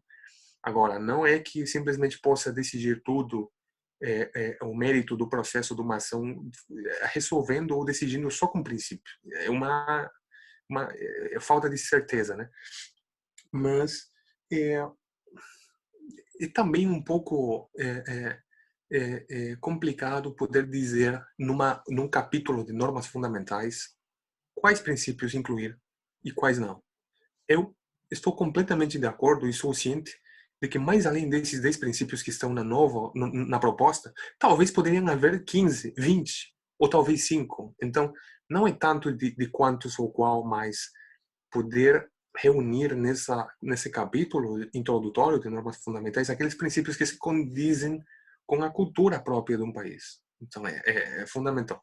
Penso que em muitos princípios do texto vigente, como da proposta, é puro e simples marketing, para poder deixar enfeitado e muito bem o processo, mas que no final de contas isso cai por terra quando você encontra um juiz que tem uma mentalidade dos anos 50 e que é quadriculado. Então, também os princípios não garantem muito.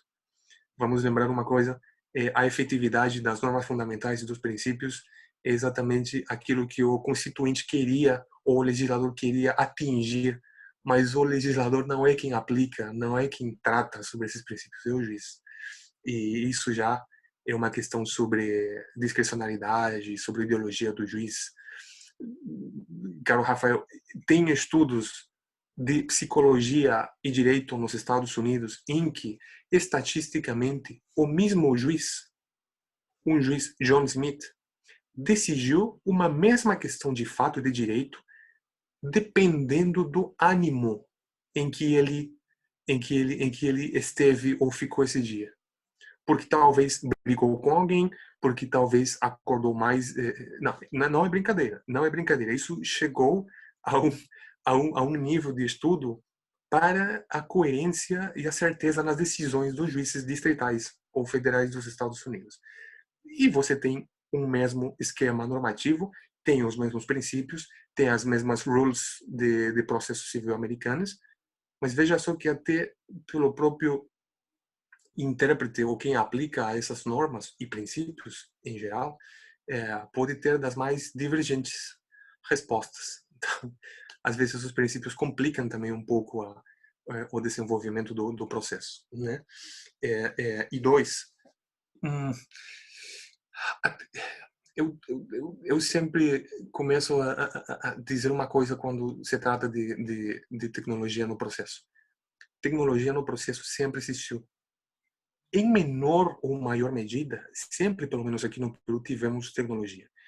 Desde para procurar jurisprudência, sentenças, para poder ter as notificações ou comunicações eletrônicas, penhor online, processo eletrônico. Sim, isso não está disciplinado ou regulado no CPC vigente, porque é do 93 e ainda precisa ser modificado ou atualizado, mas o seguinte: esse ano, pelas situações que já conhecemos, pelo menos aqui no Peru, dividimos o uso da tecnologia para algumas questões isoladas ou para alguns atos processuais isolados, e dividimos a tecnologia para o início, o desenvolvimento e a finalização do processo de maneira eletrônica, completamente eletrônica. Claro, vocês já têm, com muito tempo atrás, o processo eletrônico com as suas os dois aplicativos ou sistemas, tanto para a Justiça Federal, enfim, mas aqui ainda é uma tarefa para atingir, para desenvolver. O uso da tecnologia está em muitas questões até na prova, meios probatórios atípicos digitais é permitido sob a cláusula de meios probatórios de prova atípicos, sim, mas o que parece mais relevante agora é como disciplinar e como instituir se é que o processo pode ser completamente eletrônico ou virtual. Essa é uma discussão e um debate que ainda estamos tendo agora, porque só temos algumas normas administrativas do que seria aqui o Conselho Nacional da Justiça e também da Corte Suprema sobre os aplicativos, tem que levar o processo por o Zoom, o Google Meets, o Microsoft Teams. Perfeito, mas isso é uma norma que não modifica o CPC. Eu acredito que como isso trata da modificação completa de como desenvolver o processo, isso deve merecer necessariamente uma resposta normativa no CPC. Ainda não temos isso. E quando acabar a pandemia, o que vai acontecer no dia 1 depois da pandemia? Voltamos ao presencial, ao escrito, deixamos as partes poder levar o processo de forma virtual. De quem vai depender isso? Então é uma situação que ainda não temos tratado, porque ainda estamos resolvendo o problema do funcionamento do judiciário assim, através desses meios virtuais. Mas é uma provocação interessante que, por enquanto, não tem uma resposta. O que eu acredito, não só pela pandemia, mas muito antes, processo eletrônico e a faculdade de que as partes, para poder preencher aquele espaço digital que muitas pessoas não têm aqui no Peru, não têm, permitir às partes alguma liberdade de poder levar o processo de forma presencial ou escrita, ou que as partes também possam levar o processo de forma completamente virtual. Como acontece na arbitragem. Na arbitragem aqui, muitas coisas são levadas só online e pronto. Então, por que não tornar isso como um exemplo para o judiciário, que ainda aqui não temos. Só para fechar, eu quando morei no Brasil, foi incrível para mim poder ver que todos juízes, advogados, tinham duas telas. Sempre trabalhei com duas telas no notebook, no laptop. Uma para redigir e ver aí as coisas, e outra onde fica aí o processo. Então você esquece e acaba assim com ter que ir até o juizado, até a corte, ou até o tribunal, ou inclusive poder ficar numa sala, na tua sala, no teu escritório, lotado de pastas e essas coisas que, no final de contas, é uma coisa já ultrapassada. Então, essas questões ainda, lamentavelmente, aqui não temos de forma completa, não temos de forma integral. Professor, eu consigo fazer uma tréplica rapidinho? Estou preocupado com o horário. Professor, sobre sua fala, quero fazer 3 ponderações. Meu objetivo. Tem uma frase de Heráclito que eu gosto bastante, que é: um homem não pode tomar banho 2 vezes no mesmo rio. Se o nosso rio é a pandemia, acho que no dia 1, pós-pandemia, seremos outros, certamente. Mas aqui no Brasil, e aí eu já estou procurando um ponto de aproximação entre o modelo peruano e o brasileiro, a gente tem o 369 no CPC, que ele traz uma redação um pouco aberta, acho que foi uma boa alternativa. Penso eu que, não vou falar de vontade do legislador, mas a legislação abordou no sentido de incluir outros meios, desde que sejam legítimos e que influam no convencimento do juiz de forma efetiva. E se são legítimos, são seguros até certa medida. E aí a gente consegue entrar no blockchain e as novas tecnologias e as filmagens e até o mapeamento de dados por celular, assim, tem N problematizações. E o terceiro ponto é, assim, o senhor estava falando do avanço do processo eletrônico. Acho que no Brasil a gente já está com uma discussão levemente um pouquinho avançada. A maior corte do Brasil, o STF, né, maior em relação à importância destinada à Constituição, não maior por função em si. O ministro presidente que assumiu agora, o Fux, na gestão dele, ele estabeleceu como essas metas a inovação tecnológica. Então, a gente está caminhando para uma discussão bem avançada. E a nossa problematização é como a decisão vai ser feita por tecnologia. Seria só uma parte específica, levando em consideração aquele modelo tripartite de fatos, relatórios e dispositivo, ou se seria algo mais completo. Assim, eu tenho uma visão um pouquinho mais tradicional sobre isso, mas é interessante ver que esse movimento está interferindo desde o Brasil ao Peru em diversos espectros. Então, foi enriquecedora a sua fala. Muito obrigado. Não, é o que agradeço. Como vocês podem reparar, eu aprendo muito, porque isso serve também para poder trazer ou introduzir aqui alguma discussão, alguma fala que vocês já tenham utilizado para resolver os mesmos problemas. No final de contas, ou no final da história, penso que a melhor função do trabalho de quem compara ordenamentos ou sistemas é encontrar os mesmos problemas primeiro, para a partir disso pensar nas respostas que o modelo de quem estamos nos inspirando já encontrou.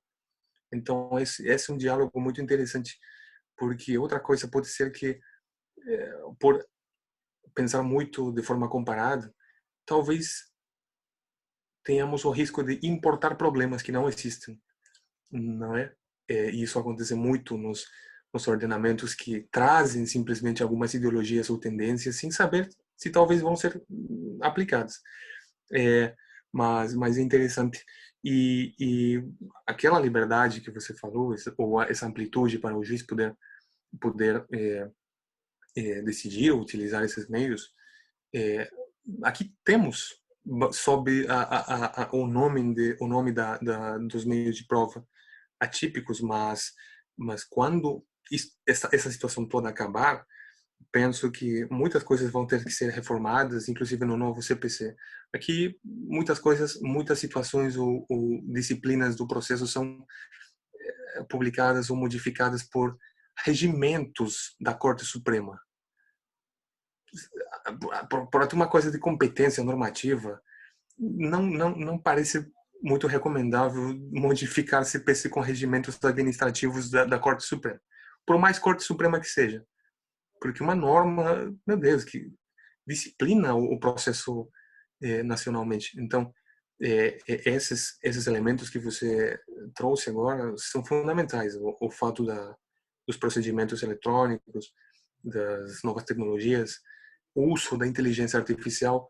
No ano passado eu tive a belíssima possibilidade de viajar ao Congresso Mundial de Processo no Japão. E imaginar, quase um ano, imaginar que foi até finais de outubro no Japão. E ao lado, já na China, aquela questão já estourando. E eu pensava fazer uma viagem por aí, pela Ásia, mas enfim. E o tema do congresso foi novas tecnologias, desafios do processo. E muitas pessoas, muitos professores brasileiros falando, bom, como temos disciplinado aqui a questão da tecnologia. O professor Cabral, o Daniel Mitidiero, falando exatamente sobre isso. E uma questão que também merece ser tratada. Meu Deus, vocês já têm o Vitor no STJ, no STF. Então aqui é uma coisa que é pensada como quando Isaac Asimov escreveu Eu, Robô, né? Então é isso. E aqui pensamos nisso. Será que pode ajudar? Será que é uma renúncia à função do juiz? É uma discussão que pode levar um doutorado para fazer, Rafael, né? Mas enfim, agradeço a tua importante convocação. Christian, meu caro, o nosso querido Pedro Henrique Nogueira quer dar uma palavrinha também. Fala aí, PH. Bom dia. Léo, como é que você está? Tudo bem? Quero cumprimentar aí a todos. Isabelle, Gabi, Christian. Prazer reencontrá-lo. Peço desculpas por não acompanhar a sua exposição desde o início. Eu estava em outro evento, estava participando de uma palestra, e assim que eu terminei, entrei aqui na sala. Imaginei que ia estar, pelo tempo, na fase dos debates. Então, peço desculpas por não ter acompanhado desde o início. Mas esse período aí em que tive a chance de acompanhar, uma exposição excelente, né? Fantástico, né? quem não lhe conhece é até estranha, né? Porque você fala português melhor que muitos brasileiros, né? Conhecia desde 2015, então isso para mim não é novidade, né? A sua clareza, a sua didática, a qualidade, né, do seu português. Eu não vou fazer nenhuma pergunta, porque eu não acompanhei a exposição, mas eu queria compartilhar aqui duas pequenas dúvidas que eu tenho a respeito de temas que foram mencionados agora nos debates. Primeiro, em relação aos negócios processuais no Peru, eu achei curioso que a opção acabou não sendo de incorporar no projeto uma cláusula geral de negociação similar ao nosso 190, similar ao artigo 14, né, que foi incorporado no projeto argentino. Por sinal, tem muitas deficiências, né, com todo respeito, nosso 190 é muito melhor. Mas a opção peruana acabou não sendo essa, né? Mas o código atual do Peru, em vigor, é muito refratário aos negócios processuais, né? Eu tive a oportunidade de estudar o código peruano e é muito difícil você encontrar, assim, mesmo negócios típicos, assim, você tem que fazer um esforço muito grande para encontrar espaços de negociação no CPC peruano em vigor, né? E o que me surpreendeu no projeto é que, apesar de não haver uma cláusula geral de negociação, se encontra vários negócios espalhados pelo código, inclusive o acordo de não recorrer. E eu achei interessante, o acordo de não recorrer está expressamente consagrado, e expressamente consagrado como um negócio jurídico, na disposição de motivos, na justificativa, se fala assim, abertamente sobre negócios jurídicos processuais e se aponta como um instrumento interessante para a celeridade processual, as partes fazerem um acordo para limitar as instâncias. Então, eu achei curioso isso aí, pelo fato de que, de um lado, não houve adesão a uma cláusula geral aberta para negociação processual, mas, por outro lado, houve uma abertura, uma visão assim, macroscópica do código, né? Se a gente fizer uma análise panorâmica, a gente vai achar muitos pontos de abertura, né, no projeto, né? E eu queria saber de você, primeiro, é uma curiosidade, como é que está a tramitação legislativa do projeto? A que altura se encontra e se existe, do ponto de vista político, alguma perspectiva de aprovação ou não? Ou se é algo que ainda não tem nenhum horizonte? Essa é a primeira questão. A outra questão, que também é só uma curiosidade, você falou aí a respeito da decisão arbitral, né, do laudo arbitral, que poderia não ser fundamentado, desde que as partes assim convencionassem. É uma curiosidade mesmo. No direito peruano, o laudo arbitral precisa ser homologado pelo judiciário ou ele já é plenamente eficaz? E se ele precisa ser homologado, existe a exigência de fundamentação na decisão homologatória? Como é que isso está tratado no projeto? É só uma curiosidade. Mais uma vez, agradeço aqui, cumprimento a todos que estão aqui na sala. Deixo um abraço para você, Cristian. Uma felicidade e um prazer ouvi-lo novamente. Não, a minha felicidade é de poder ouvir vocês todos aqui, todas, e de dividir com amigos, Pedro, Leonardo e agora também todos vocês.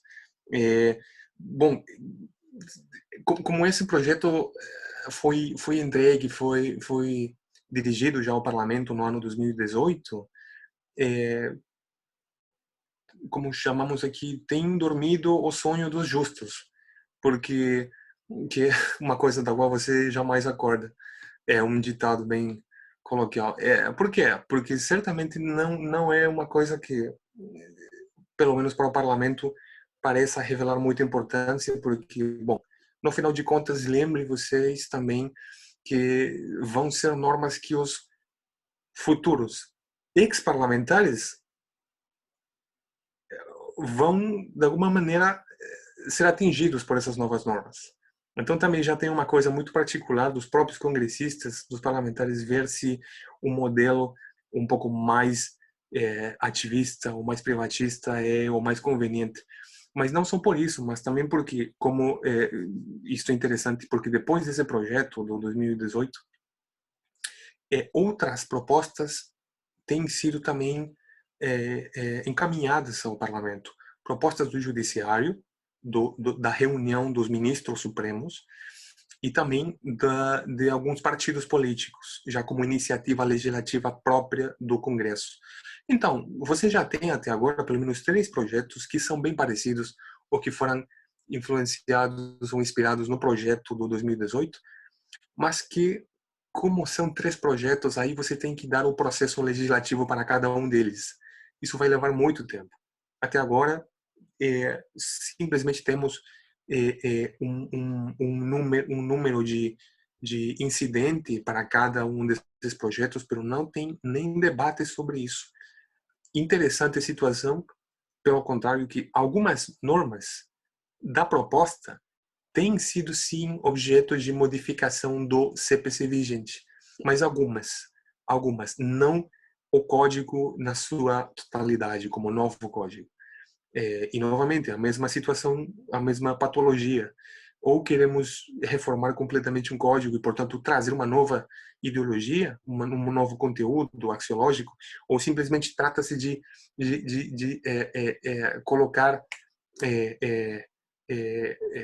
resolver pequenos erros com algumas normas isoladas. Uma questão que sempre acontece aqui com a maioria de códigos processuais. E 2, não. O laudo arbitral, a sentença arbitral, o laudo aqui não precisa ser homologada pelo juiz, a menos que seja uma sentença ou laudo estrangeiro. Aí sim, pelo processo do exequatur, aí tem que ser homologado sim para que tenha plena efetividade aqui. Mas o interessante, como é que os arbitralistas às vezes pensam que tudo é direito civil, contratual, mas que a arbitragem também tem uma base bem forte de constitucional e processual. Se o direito fundamental à tutela jurisdicional afetiva é imediato e aplica-se para privados e públicos, o núcleo duro do devido processo e motivação. Então, você não pode negociar ou acordar antes da arbitragem. Não, eu vou renunciar à titularidade que eu tenho para que exista motivação na arbitragem. Não, aí, para quem consegue olhar a arbitragem como direito constitucional, em qualquer organismo, em qualquer órgão público ou privado que resolve conflitos, deve respeitar garantias do devido processo. Uma delas é a motivação. Então, para a renúncia, as cortes arbitrais aqui não aceitam. As partes podem pactar, podem negociar, mas os tribunais arbitrais não aceitam essa renúncia à motivação. Não. Motivam menos e com um estándar menor, talvez, de rigorosidade comparado com o judiciário, mas você não pode renunciar ou pode obrigar ao tribunal arbitral a não motivar. Não. Então é por isso que, inclusive, para cuidar e garantir que o laudo seja válido, os árbitros não homologam, não aceitam que as partes não possam ter uma motivação no laudo. É isso. E é norma. Isso está normado. Uhum. Pessoal, o Christian tem um compromisso agora ao meio-dia da gente de lá, mas Moacir queria falar. Moacir fala e a gente encerra. Pode ser, Christian? Ele já tinha pedido aqui. Moacir, meu velho, a palavra é sua. Exato. Obrigado, professor Leonardo. Obrigado, professor Christian. É um prazer tê-lo aqui na nossa sala, nosso ambiente virtual. Gostei muito da sua apresentação. E eu não chamaria seu português de portunhol, não. Seu português é muito bom, como o professor Pedro Nogueira afirmou. Durante a sua explicação, me chamou muita atenção, professor, o artigo 3º do projeto do CPC peruano, que estabelece a possibilidade do juiz impedir que qualquer formalidade evite realização efetiva de direitos materiais. Parece até um princípio antiformalista, né? A minha dúvida é a seguinte: quais seriam os limites desse dispositivo? De acordo com o ordenamento jurídico atual peruano, é possível flexibilizar, por exemplo, regras de competência, objetivando a efetivação de direitos materiais, como acontece aqui no Brasil, tem acontecido aqui no Brasil, onde já tivemos alguns casos de 2 juízes presidindo uma única audiência em um único processo com o objetivo de justamente esse, né? Objetivando efetivar direitos materiais e renegando, de certa forma, certas formalidades desnecessárias. Eu gostaria de te ouvir um pouco a respeito disso. São essas minhas perguntas. E obrigado novamente, professor Christian. Obrigado, professor Leonardo, por promover aqui esse evento. Só acrescentando um detalhe na pergunta, Christian, eu recentemente precisei fazer um estudo por conta de um processo do qual sou advogado, e percebi que o Superior Tribunal de Justiça brasileiro tem um entendimento firme, eu desconhecia isso, soube agora, tem um conhecimento firme de aplicar a instrumentalidade das formas nas regras de impedimento. Então, não basta a hipótese objetiva de impedimento, é preciso demonstrar efetivo prejuízo ou efetiva parcialidade. Então, o juiz está num processo em que o irmão dele é parte, mas ele proferiu ali, foi um julgamento em bloco, foram 100 sentenças iguais, e no meio estava do irmão, quer dizer, ele não é impedido por causa disso, né? Qualquer um que julgasse, aplicasse aquele entendimento em bloco, teria dado aquela decisão. Então, concretamente, não haveria a parcialidade. Será que essa pergunta de Moacir poderia ser, ou esse artigo 3º do projeto, poderia ser um reforço a uma hipótese como essa, e dizer que a mesma hipótese de imparcialidade, ou de impedimento, melhor dizendo, é preciso haver aí a demonstração de efetivo prejuízo, de efetiva parcialidade? Eu achei que isso poderia ter alguma relação, e aí acrescento na pergunta dele. Sim, muito obrigado, Moacir, pelas tuas palavras, pela tua pergunta, a preocupação. E de fato, Moacir, Leo, se você introduz ou disciplina uma regra aberta, uma cláusula geral, uma regra aberta como um princípio, o conteúdo, a arquitetura normativa na redação, aí você pode ter uma série de possibilidades de soluções interpretativas para o juiz, para quem aplica. Eu penso, pela costume, por como tem sido a praxe judiciária aqui no Peru, que em aqueles lugares ou âmbitos em que as normas processuais não sejam de ordem público, de conteúdo sobre a validade de atos, sobre modificação dos prazos ou das competências do juiz, que sejam não prorrogáveis, que não sejam adiadas, como a competência territorial unicamente, aí sim o juiz poderia talvez flexibilizar, fazer mais efetivo ou menos rigoroso o procedimento para poder efetivar esse direito. Agora, não temos uma experiência ou um caso paradigmático em que consigamos dizer aqui o juiz modificou completamente ou facilitou a tutela de um direito X utilizando outro tipo de técnica, ou modificando uma norma, ou deixando de aplicar uma, ou reduzindo o rigor de uma formalidade. Não, porque os juízes, mesmo tendo esse código, essa promessa que está no princípio, pelo menos aqui tem uma forte raiz muito positivista. Aqui temos um controle administrativo das condutas do juiz, como o CNJ faz, quase de polícia. Então, é muito perigoso para um juiz poder dar uma aplicação a essa norma, a esse princípio de flexibilidade, sem que tenha o medo de poder estar criando uma conduta indevida. Mas eu com certeza posso dizer de que naquilo que não está impedido ou não está proibido o juiz nem as partes de poder realizar ou levar adiante num processo, e que não seja sancionada com nulidade, com a invalidade, as partes e o juiz têm a possibilidade de flexibilizar o procedimento, modificar a via procedimental, se um procedimento sumaríssimo, de cognição sumária ou exauriente, né?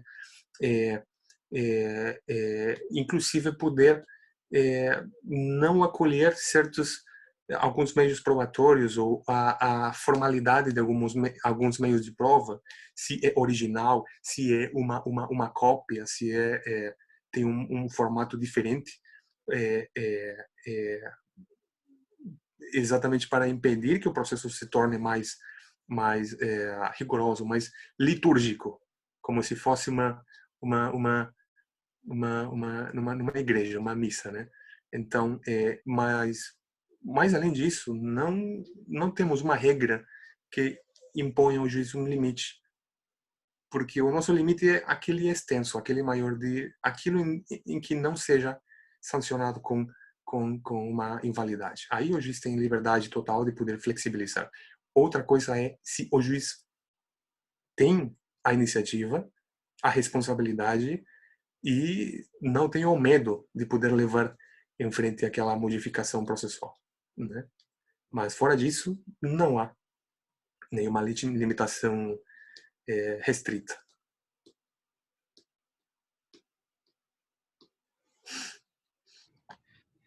Bom, então, o professor Christian tem um compromisso agora, já deve estar em cima da hora já, né? Então, Christian, queria agradecer mais uma vez, né? Foi muito bom ouvi-lo, revê-lo, ainda que virtualmente, nos atualizar aí sobre as bases aí para um novo processo civil peruano, e eu lhe ofereço aí as últimas palavras para que a gente possa encerrar. Bom, as minhas palavras sempre que tenho amigos e colegas que dispõem do tempo e oferecem o tempo para quem fala, são palavras de gratidão, de muito respeito e também de muita admiração. Então, para mim foi uma grande oportunidade e uma honra poder dividir com vocês esse tempo e poder também trazer para um estudo analítico comparativo como vêm sendo as tendências de reforma do ramo que apaixona a gente, né? A solução de conflitos, o processo porque também identificando esses problemas, como eu falei, se é que temos um método de comparação jurídica responsável, podemos atingir muitas coisas para poder resolver e até tratar de forma comparada.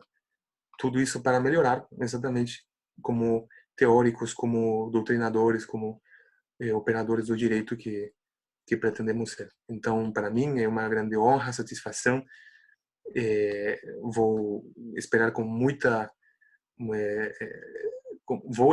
muito desespero poder novamente nos reunirmos em qualquer cidade do Brasil. Certamente isso acontecerá e, bom, simplesmente mandar um abraço a cada um e a minha gratidão.